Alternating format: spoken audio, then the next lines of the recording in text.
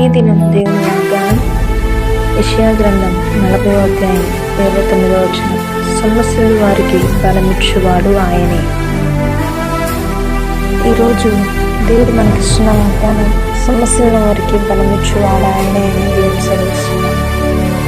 ఈరోజు ఏ పరిస్థితిని బట్టి సమస్యలు ఉన్నావో దేవుడు అన్నీ చూస్తూ ఉన్నాడు. నీకున్న రోగాన్ని బట్టి, సమస్యను బట్టి నువ్వు సమస్యలు ఉన్నావేమో.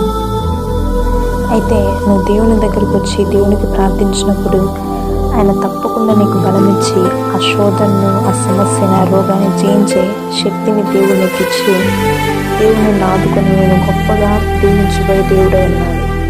ఈ దినం మీ వాగ్దానం ఎత్తిన ప్రతి ఒక్కరు మీరందరి వాగ్దానం ఎత్తిపెట్టి ప్రార్థించండి. తండ్రి, ఈ దినం మీరు మాతో మాట్లాడారు, సమస్యల వారికి బలమిచ్చేవాడు మీరే అని.